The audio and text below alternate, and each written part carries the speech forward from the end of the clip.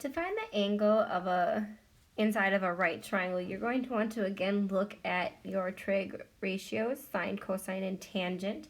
Looking at my angle again, that 42 is my opposite, and that 23 is my adjacent. So therefore, when I'm looking at opposite and adjacent, I'm going to be using tangent.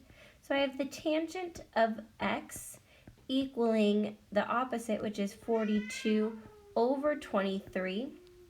Now when you're doing this, you're going to want to use the inverse tangent or second tangent to both sides.